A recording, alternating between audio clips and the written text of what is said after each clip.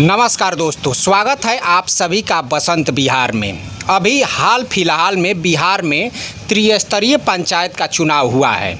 जो उसकी हकीकत है, आज हमारे साथ यहाँ पे बैठे हुए कुछ हमारे मेहमान हैं, उन लोगों से हम बातचीत करेंगे कि चुनाव किस तरह से हुआ है और परिणाम किसके पक्ष में गया है।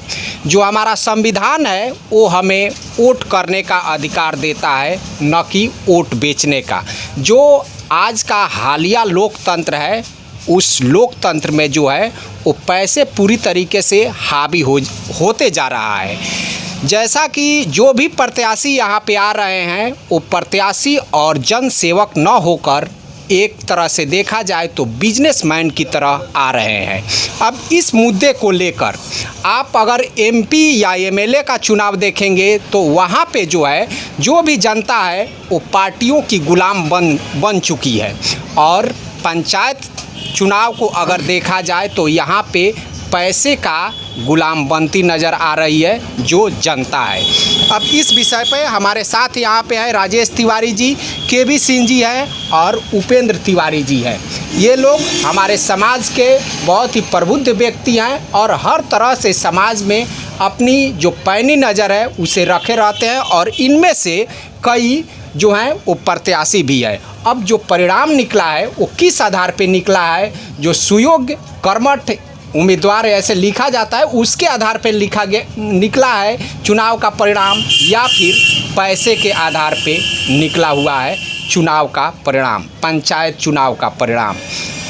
तो राजेश तिवारी जी, सबसे पहला सवाल, जो अभी हालिया चुनाव बीता है, अभी मुझे लगता है कि 15 दिन हुआ है रिजल्ट आए हुए, जो बरौली के आसपास के हैं जो भी क्षेत्र है, इसमें पैसे का कितना खेल रहा है? आप क्या मानते हैं कि जो लीडिंग कैंडिडेट है वो अपने आचार व्यवहार या कामकाज के आधार पर लीड किए हुए हैं या फिर पैसे के आधार पर लीड किए हुए हैं? सबसे पहले मेरा नाम राजेश तिवारी। जी जी। इस बरौली प्रखंड के समाज सेवी के रूप में हम लोग यहाँ कार्य करते हैं।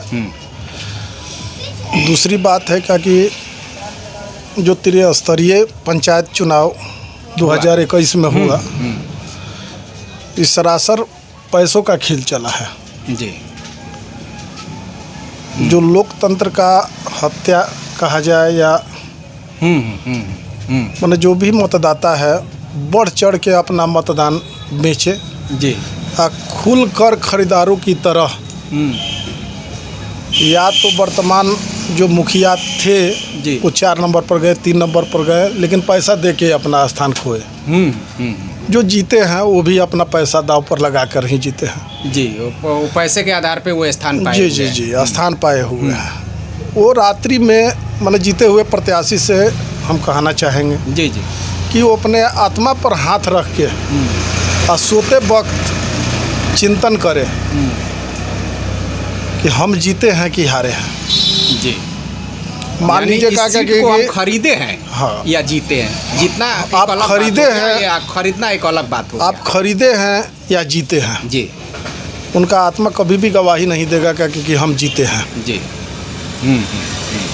उनकी आत्मा कहेगी कि हम जी खरीदे जी। हुए हैं इस परिणाम से जी समाज के बीच में समाज में सेवा करना, जिस तरह से लग्न से समाज से भी लगे हुए रहते हैं जी जी, उसी भावना से मतदाता अपना मतदान करते हैं, उनको स्थान दिलवाते हैं और वही समाज से भी अच्छा काम करने का कार्य मन निर्वाह करते हैं जी जी। इस परिणाम से तो हमें कुछ लग ही नहीं रहा है क्या कि 5 साल में क्या विकास होगा जी।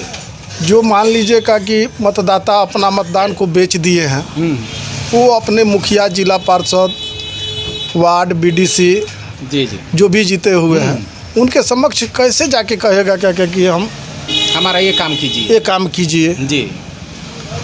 अब वो जीते हुए इंसान कैसे काम करेगा क्या कि हम तो पैसा दे के 5 साल के लिए खरीदे हैं। जी जी जी जी। उसने सीट को खरीद लिया है।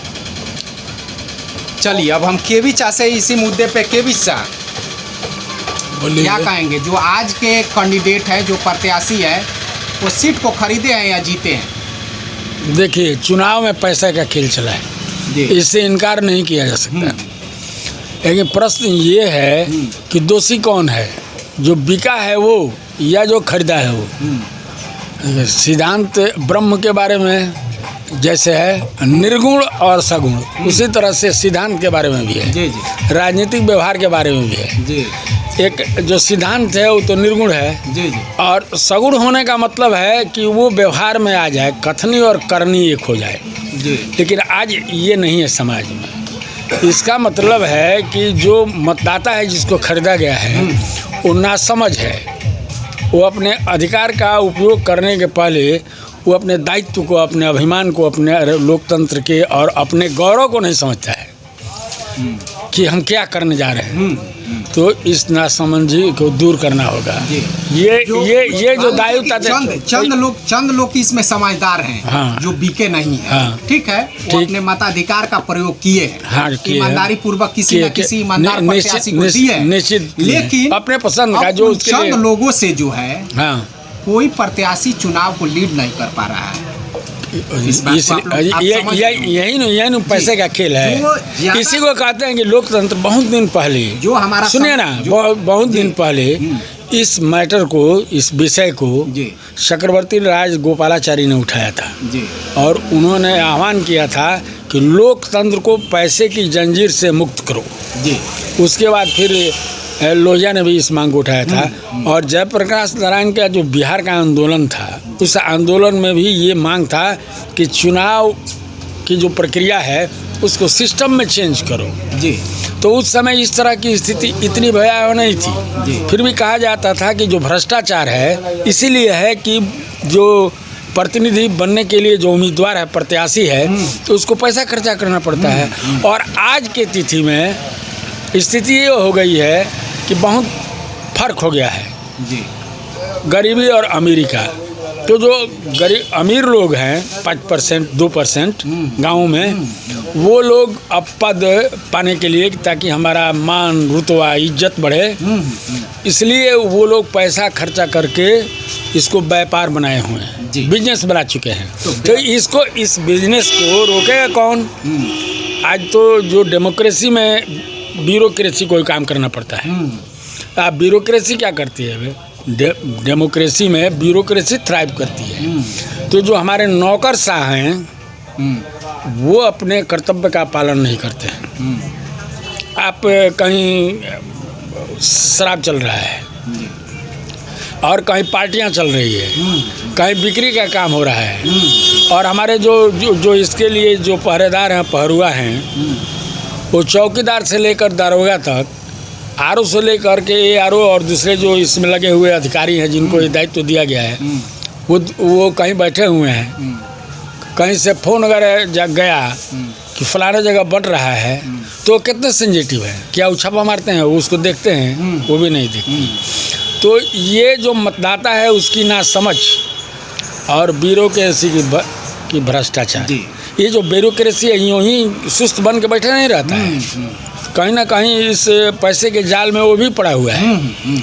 तो पहले हमको देखना होगा कि इसको दूर कैसे करें। इस निर्गुण को सगुण बनाने के लिए हमको क्या करना पड़ेगा? हमको एक चीज़ करना पड़ेगा, जन जागृति।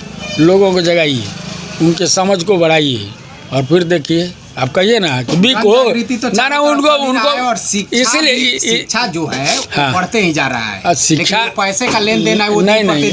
आप किस तरह की शिक्षा देते हैं? नहीं, आप शिक्षा देते हैं, सुनिए ना, आप शिक्षा देते हैं कलम घिसने की शिक्षा, आप शिक्षा देते हैं कि कहीं नौकरी आ जाए, उसके में उदारता, दयालुता, समाज की सेवा, त्याग, इस भावना को कहाँ भरते हैं?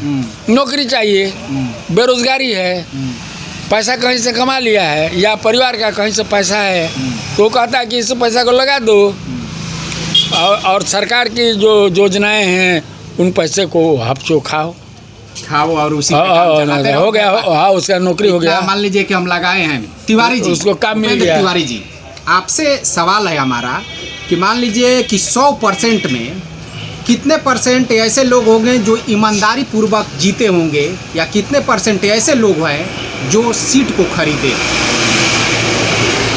देखिए, परसेंटेज की बात है जी, तो मुझे लगता है कि 100% में 10% लोग जीते होंगे।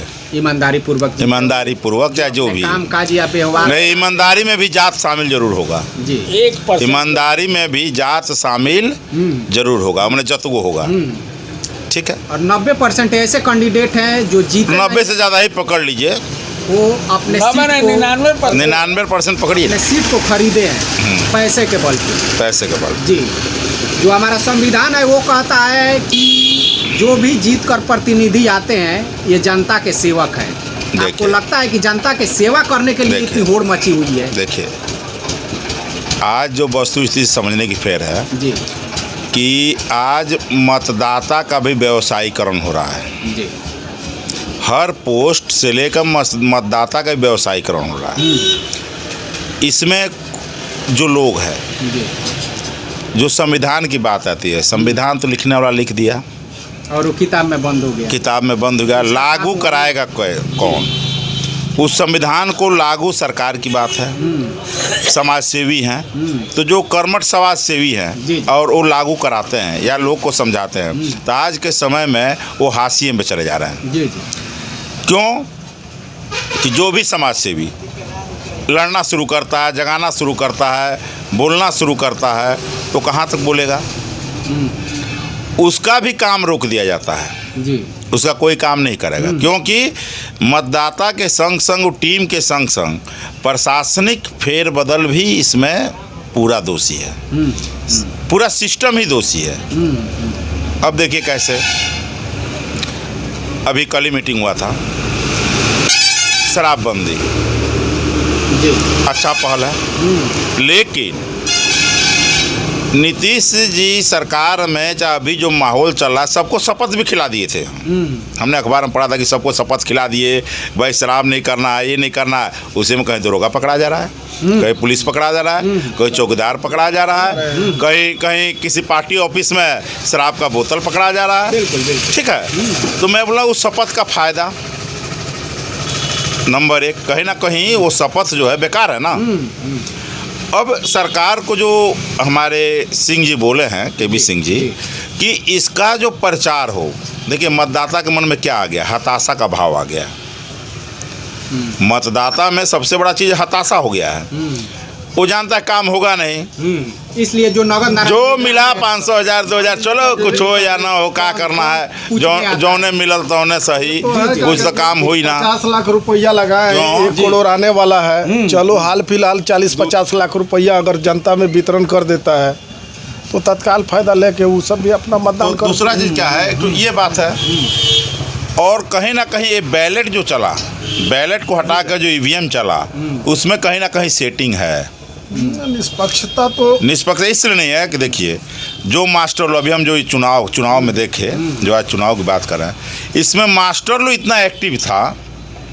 मास्टर लोग हो, हेडमास्टर हो, कृषि सलाहकार लोग हो, तमाम लोग इसमें खुल के भाग लिए हैं, जबकि रूल है कि नहीं लेंगे। यहाँ लेकिन ये बताइए कि प्रशासन मौन है। चुनाव हेतु ईवीएम मशीन का प्रयोग किया गया था जी चुनाव आयोग के तरफ से, लेकिन इसको जांच करके देखा जाए कि जो मर गए हैं उनका भी मतदान हुआ। सुनिए ना, जो बाहर है उनका भी मतदान गिर गया। कुछ मान लीजिए निष्पक्षता रहा का है, लेकिन जिनके साथ जन समर्थन था लीड उन्हीं की हुई है, ये भी एक हकीकत है। इससे परे नहीं हाँ, वो बात ठीक है। जन समर्थन नहीं था। मैंने एक चीज देखिएगा, जिन्होंने पैसे के दम पे जन समर्थन को मंतोष खरीदा बाबू, आप ध्यान दीजिए इस चीज को कि उनके पास जन समर्थन नहीं था। वो कहीं से भी व्यवसाय करके, कहीं से भी कुछ करके, जो भी कहीं से पैसा लाके वो साइलेंट तरीका से पैसा बांटने का काम किए। ठीक है, सेम इस चीज़ को आइए, जब अंग्रेज भी आया था तो व्यवसायीकरण पूरा इंडिया करके काम किया था। इसमें आप सबसे ज्यादा दोषी किसे मानते हैं, प्रत्याशी को या जनता को? देखिए, जनता को हम ज़्यादा दोषी नहीं बोलेंगे, जनता अबूझ है, जनता समझ नहीं पा रही है। ठीक है, जनता को है कि चलो कुछ ना कुछ भाई, क्योंकि आज गरीबी का स्तर गिरते जा रहा है और गरीब होते जा रहा है। लोगों में अपने बेटा बेटी पढ़ाने लेकर के संस्कार का जो है कहीं ना कहीं माने अभाव हो रहा है। वो अपने लोकतंत्र के अधिकार को समझ नहीं पा रहे हैं। इसका सबसे बड़ा कारण है कि आज स्कूल का जो शेड्यूल है उसको धर्म और जाति में बना दिया गया है। जी जी। पहले हम लोग जब बच्चे थे पढ़े हैं तो उसमें देखिए गांधी जयंती में गांधी जी का प्रोग्राम हो रहा है, उनके बारे में बताया जाता था, मदन मोहन मालवीय का बताया जाता था, या जो भी कवि है, राइटर है, जिनका भी मैंने जो भी है उसके बारे में स्कूल में प्रोग्राम होकर बताया जाता था। आज तो हम मालूम है कि क्या है तो स्कूल छुट्टी, क्या चीज़ है मालूम नहीं है। बाकायदा आप देखिएगा कि पुराने संस्कृति में उस चीज़ को आज़ादी के बाद जो बुजुर्ग थे, जी जी, जो हमारे नेता थे, उन्होंने पहल किया था कि अपने जो संघर्षशील नेता है, जिन्होंने समाज को विकास दिया है, उनके बारे में जानिए। जैसे विवेकानंद हुए, कुछ समाज सुधारक हुए, बहुत से लोग। आज जो धर्म ग्रंथ की बात है, तुलसीदास जैसे लोग भी उस समय भी था, तो उन्होंने संघर्ष किया, उनकी जीवनी को हम लोगों ने पढ़ा। आज कितने बच्चे हैं? चलिए के भी चाह सुनिए एक जी जी, एक सवाल ये नहीं सुन लीजिए, जो मेरा सवाल है उसे आप सुन लीजिए। एक मिनट सुनिए ना, एक मिनट सुन लीजिए। ठीक है बोलिए। देखिए, ये राष्ट्र के लिए सबसे बड़ा संकट है जी। नैतिकता का संकट, आचरण का संकट किसी भी राष्ट्र के लिए सबसे बड़ा संकट होता है। जी। आज वोट बिकते हैं, राजनीतिक बिकते हैं, क्या उद्देश्य को नहीं बेच देंगे? इस सवाल का आप जवाब दीजिए। जरूर बेच देंगे ना। ये जो संकट है, इस संकट को हर प्रबुद्ध व्यक्ति को समझना चाहिए और इसके विरुद्ध आवाज़ उठानी चाहिए, लोगों को जागृत करना चाहिए कि आप अपने अधिकार और कर्तव्य को समझो और राष्ट्र के निर्माण में आगे बढ़ो। जी। गांधी जी थे, दीवान के बेटा थे, टाई और फुल पैंट में गए थे, बिस्टी पहन के निकले। आपके बगल के मजरुल हक साहब, डॉक्टर राजेंद्र देश रत्न डॉक्टर राजेंद्र प्रसाद जी भी तो दीवान के बेटा थे। रविन्द्रनाथ टैगोर, क्या हुआ उनका? ये तो हमारे अगल बगल के लोग हैं।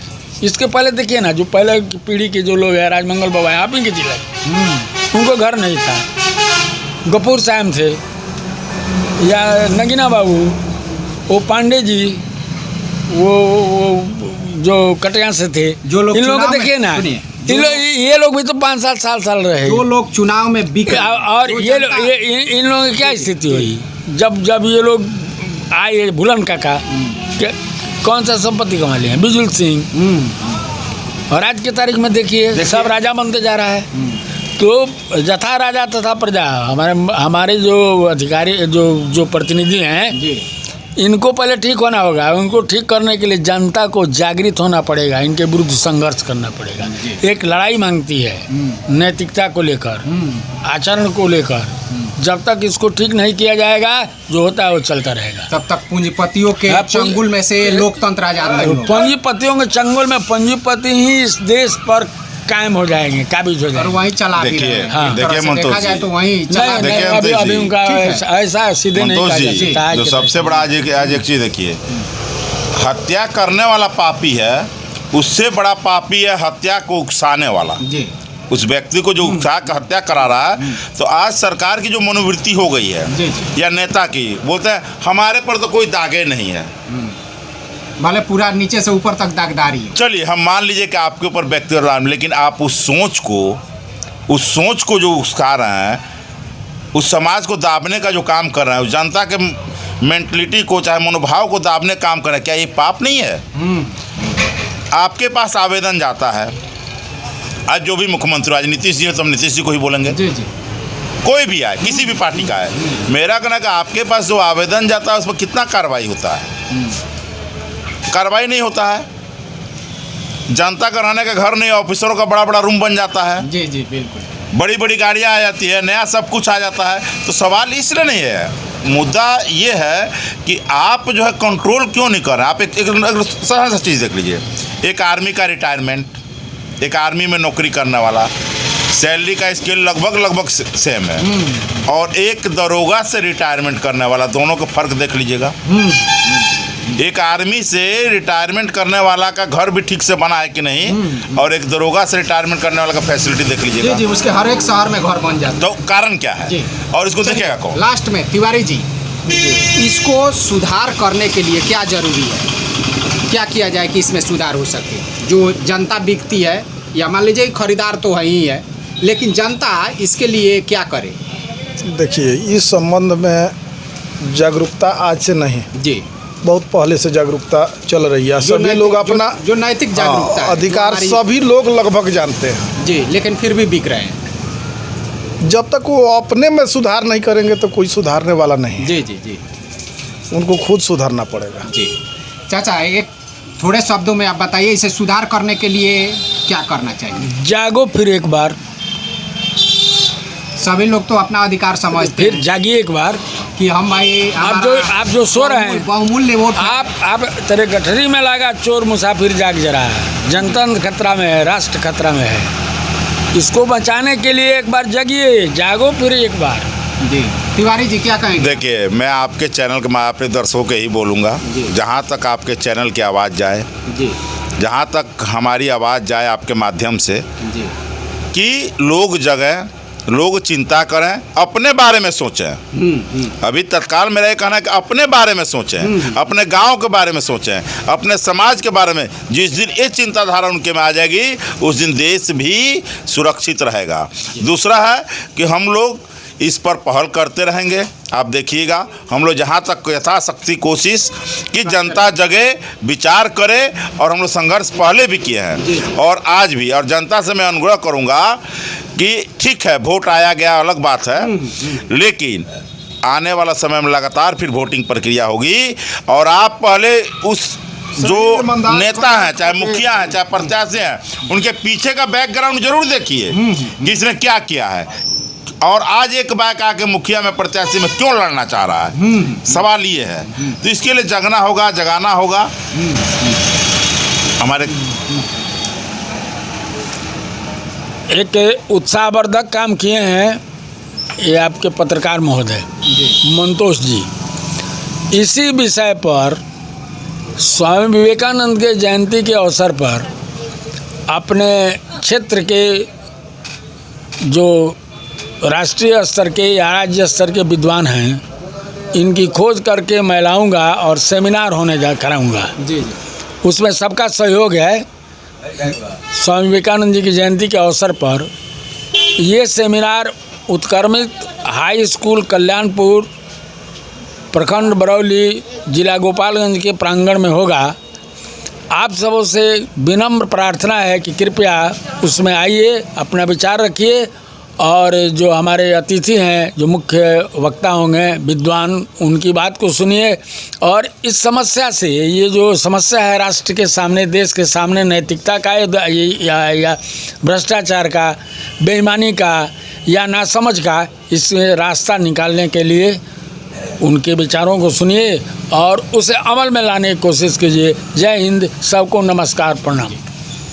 तो चलिए दोस्तों, जैसा कि जो हमारी बातें हैं, इसमें जो हमारे समीक्षक हैं, इन लोगों का कहना है कि जनता में नैतिक जागृति लानी पड़ेगी। यानी वो अगर अंदर से जागते हैं, क्योंकि आप एक वोट के साथ साथ आप अपना 5 साल का भविष्य, अपने बच्चों का भविष्य, अपने समाज का भविष्य, अपने देश का भविष्य भी उसी के साथ बेच देते हैं। तो ऐसा मत कीजिए। कोई हवाई जहाज़ से चढ़ कर आता है और उसका धरातल पे कहीं कोई कार्य नहीं रहता है, लेकिन वो 6 महीने के अंदर ही चुनाव में आता है, चुनाव में एंट्री करता है और पैसे के बल पे जीत जाता है। जबकि यहाँ के कर्मठ और जो ईमानदार प्रत्याशी हैं, जो 5 साल समाज में लगे रहते हैं, वो कहीं ना कहीं पैसे के सामने दरकिनार हो जाते हैं। तो इसमें ज़रूरत है आप सबको अपने नैतिक जिम्मेवारी निभाने की और खुद के अंदर ये सोचने की कि जब हम पैसे लेकर वोट देने जा रहे हैं तो क्या ये हम सही कर रहे हैं या गलत कर रहे हैं। चलिए यहीं पे समाप्त करते हैं। हम फिर मिलेंगे अगले वीडियो में अगले टॉपिक के साथ। तब तक के लिए नमस्कार।